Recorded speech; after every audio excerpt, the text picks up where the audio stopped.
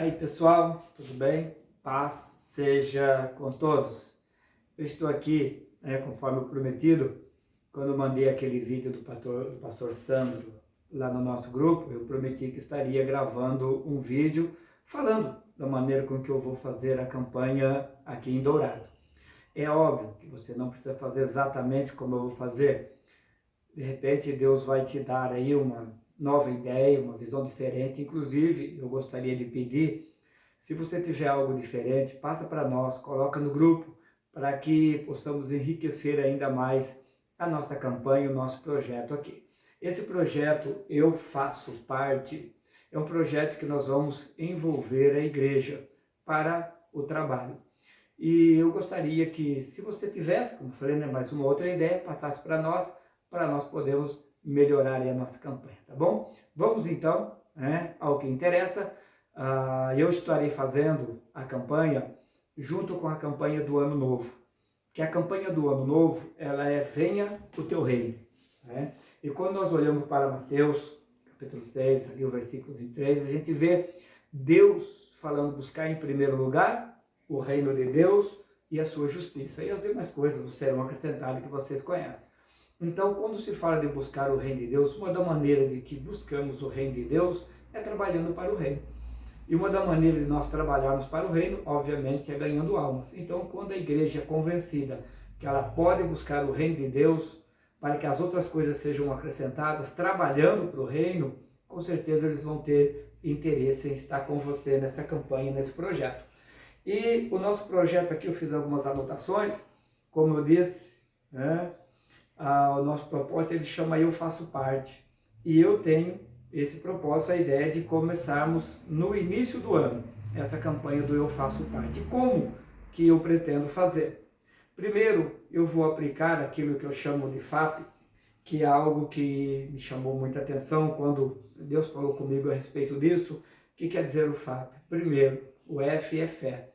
Se você crê que o seu projeto vai dar certo, pode ter certeza que ele vai dar certo. Agora, se você não crê, não faça o projeto, não comece uma campanha só porque alguém está fazendo, para dizer que você está fazendo, que isso não vai te levar a lugar nenhum. Primeiro ponto, nós temos que crer. Se você crer, com certeza vai dar certo. Não adianta eu fazer algo porque alguém está fazendo para ver o que vai acontecer. Não vai acontecer nada. Infelizmente, vai ser decepção. Então, primeiro, fé. Acredite que vai dar certo. Você crê? Certo. Depois vem o quê? A atitude.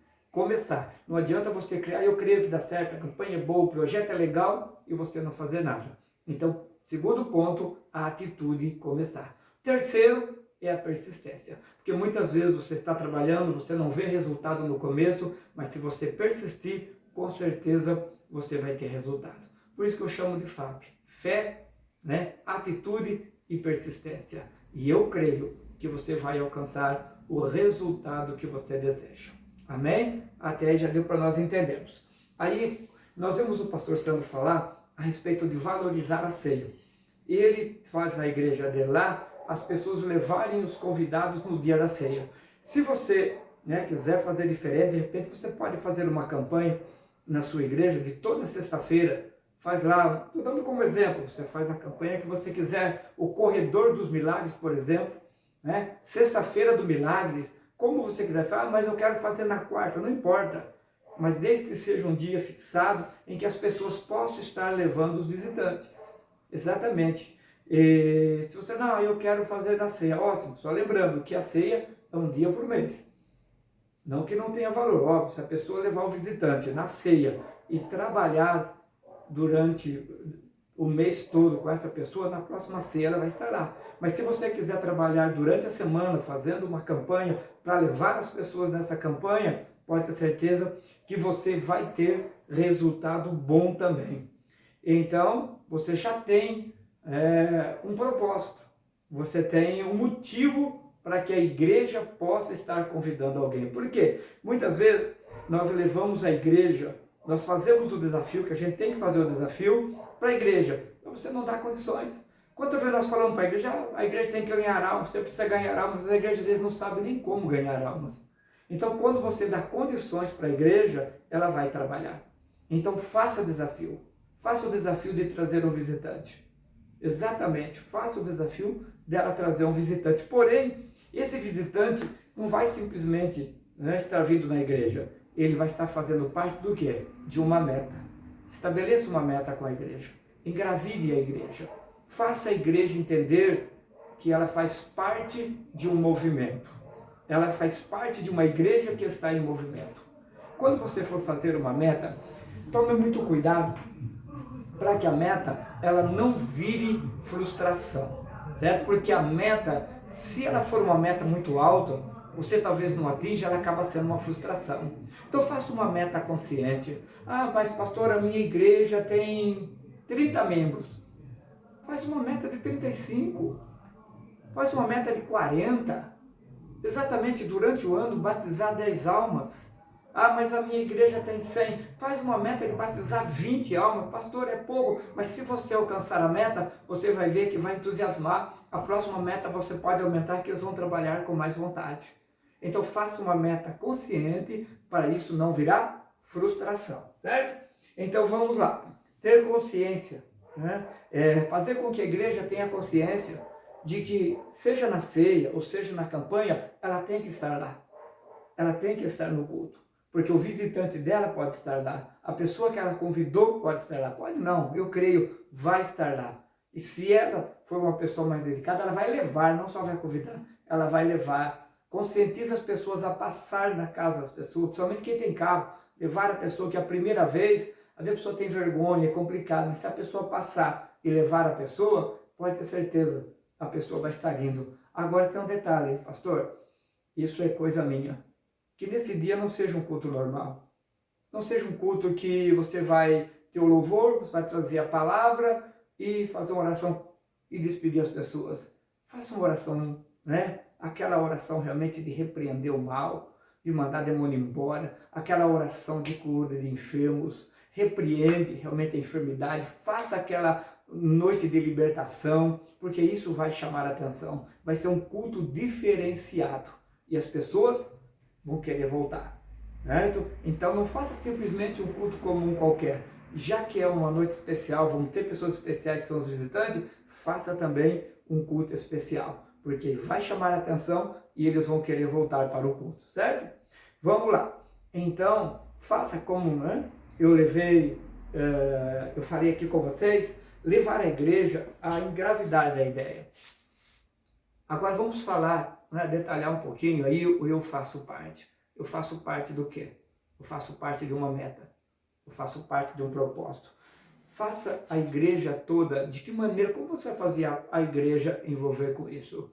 Quando parte da igreja se envolver e vai começar a fazer o movimento, essas pessoas trazerem um visitante, elas vão estarem lá com a camiseta, cria um logo, né? O logo pode ser você quem cria o logotipo, põe na camiseta, dizendo eu faço parte.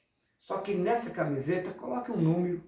Isso, o número que você quer. De repente, né, vou usar um exemplo aqui, você tem 100 pessoas e você quer atingir 120 pessoas. Coloca lá, eu faço parte dos 120. Isso vai despertar curiosidade, vai despertar atenção e quem não está no movimento, com certeza vai querer entrar. Faça a camiseta. Outra coisa que nós podemos fazer é um adesivo para colocar no carro, né? Eu faço parte e coloca um número lá. E eu creio que esse adesivo vai ser substituído depois por um número maior. Mas uma coisa que pode ser feita, estamos no final do ano, se você já quiser pensar nisso, faz lá o calendário, né? No calendário você coloca lá, eu faço parte. Enfim, você vai criando aí ideias. Eu coloquei, né, aqui também marcador de Bíblia, você pode fazer um marcador de Bíblia. Enfim, mexa, movimenta a ideia.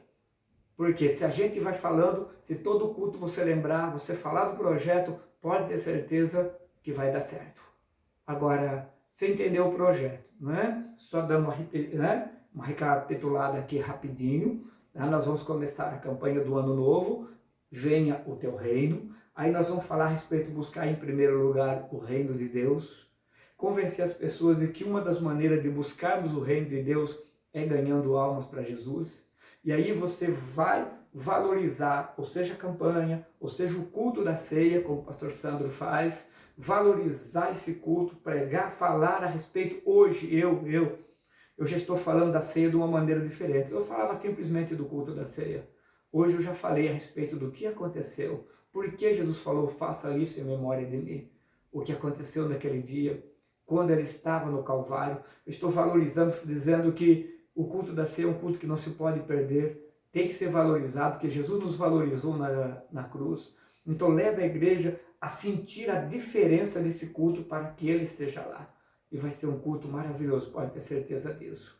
Então faça a igreja entender que ela não só deve estar, mas ela deve levar alguém, porque ela vai fazer parte, ela vai buscar em primeiro lugar o reino de Deus. E faça ela ter compromisso com essa pessoa. Se essa pessoa ganhar uma alma durante o ano todo, se ela tiver compromisso, se ela cuidar dessa alma durante o ano, pode ter certeza, a sua igreja vai quase dobrar no ano. Então, esse é o projeto. Depois que o visitante está, ele vai ter que ser cuidado.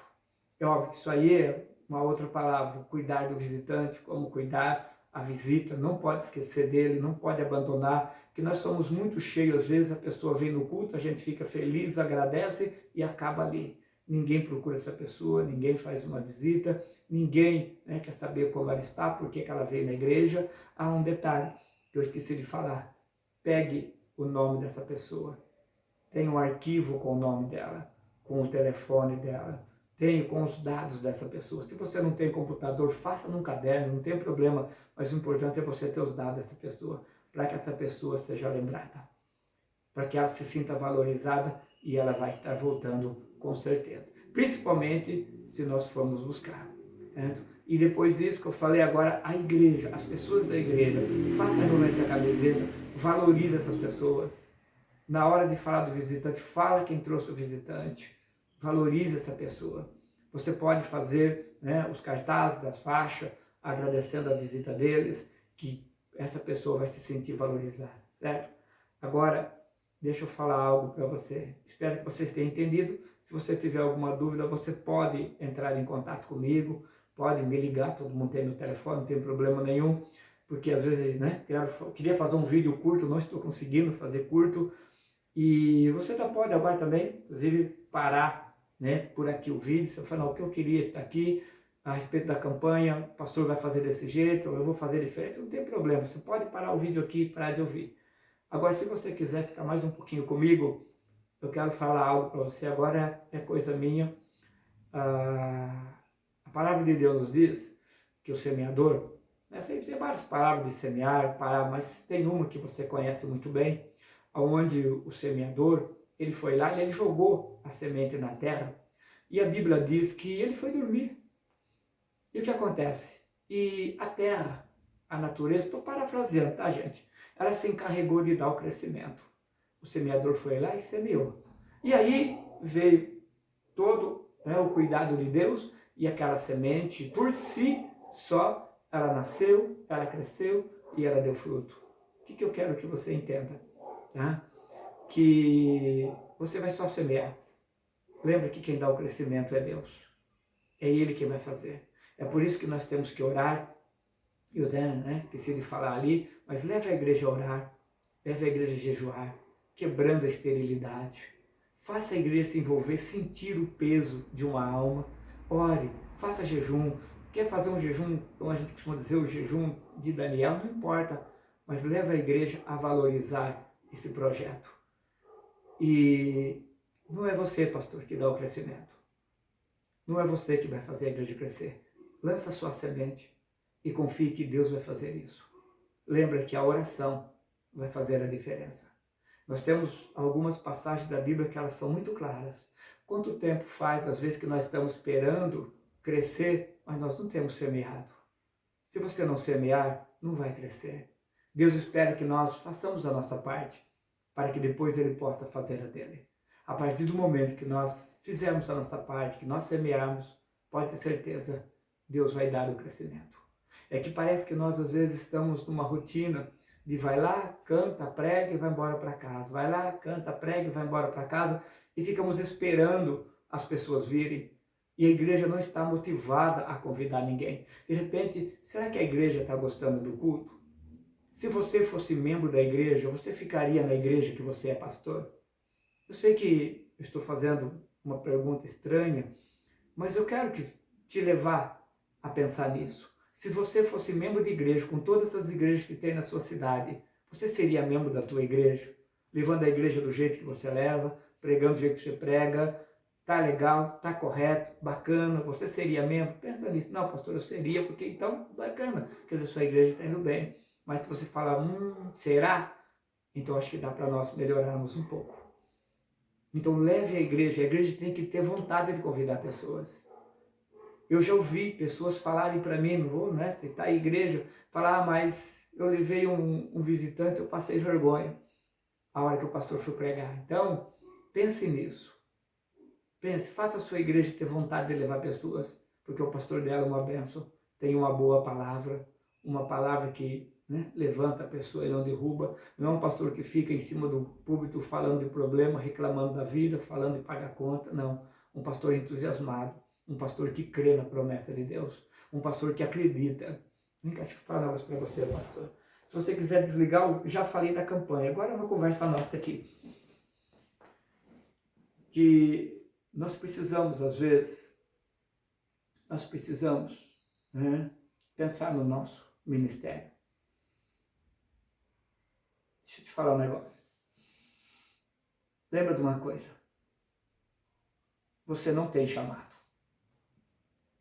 Você não tem chamado. É o chamado que tem você. Exatamente. Você não tem ministério. É o ministério que tem você. O chamado te pegou. O ministério te pegou. E eu não quero que você seja usado por Deus. Porque se você for usado por Deus, acabou a mensagem? Parou ali. Eu quero que você seja possuído por Deus. Porque se você for possuído por Deus, pelo Espírito Santo, você vai ver que você não tem mais nada. Você vai ver que tudo que é seu é de Deus. Que tudo que você tem, você não tem na verdade. Tudo é de Deus. Porque Deus possuiu você. E não se esqueça. Eu estou com vontade de falar mais um pouco. Sei que o vídeo está comprido. Mas entenda, pastor. Às vezes a gente precisa morrer. Exatamente. A Bíblia diz que o trigo, se ele não morrer, ele fica só ele. Se o trigo não morrer, ele fica só ele. Mas quando ele morre, nascem muitos outros. Então muitas vezes nós precisamos morrer por algumas coisas desse mundo. Pastor, vem cá. Defunto não reclama. Exatamente. Defunto não reclama da vida. Defunto não fala mal de ninguém. O defunto não leva mágoa. O defunto não sente nem dor. Só, e muitas vezes, nós não falamos, porque nós ainda não, Deus não fala conosco, porque nós ainda não morremos. Para que a gente realmente morrer por esse mundo, morrer para esse mundo, pode ter certeza, Deus vai falar conosco. Vou só dar um exemplo rapidinho para me terminar esse vídeo. Quando Jesus chega em Betânia, Jesus chega lá em Betânia, o que acontece? Lázaro tinha morrido, já fazia aqueles dias todos, como vocês sabem, 4 dias. E aí você vê que quando ele chega lá em Betânia, vem as irmãs cobrar Jesus, já vieram com a nota lá, a cobrança pronta. Se tu tivesse aqui, meu irmão teria morrido. Se tu tivesse aqui, meu irmão não teria morrido. E Jesus usa uma frase que eles não entenderam. Ele disse assim, calma, seu irmão vai ressuscitar. Ah, eu sei, vai ser no último dia. Pessoa dizendo, como ele amava, Jesus está chorando. Mas Jesus havia dito que ele ia ressuscitar e ninguém entendeu. Quando Jesus chega perto do sepulcro, ele fala assim, bom, deixa eu falar com alguém que vai me ouvir. Porque até então ninguém tinha ouvido o que Jesus tinha falado. Tinha visto ele, algumas pessoas, com certeza outras pessoas também disseram, por que ele chegou agora, por que ele chegou atrasado, por que não veio antes? Mas ninguém tinha prestado atenção que ele disse, ele vai ressuscitar. Então Jesus disse assim, já que os vivos não estão me ouvindo, eu vou falar com o morto vai me ouvir. E Jesus chama ele pelo nome. E você conhece a história, o que eu quero que você entenda? Muitas vezes, se nós não morrermos, para muita coisa nesse mundo, nós não vamos ouvir a voz de Jesus. Então, só para mim terminar, ouça o que Deus tem falado com você. Em nome de Jesus, eu abençoo o teu ministério. Em nome de Jesus, eu declaro uma palavra profética. Tua igreja vai crescer, mas você vai morrer. É óbvio que eu não estou falando da sua morte física, você me entendeu. Você é espiritual, você vai morrer para muitas coisas. E assim que você morrer, você vai ouvir Jesus te chamar. Amém? Que Deus abençoe vocês. Desculpe pelo vídeo longo, mas se alguém quiser trocar ideias, se você tiver uma outra ideia, eu também quero. Eu quero te ouvir. Se você tem algo a acrescentar, por favor, não esqueça de mim, tá bom? Deus abençoe vocês. Fiquem na bênção. Sucesso, paz seja com todos.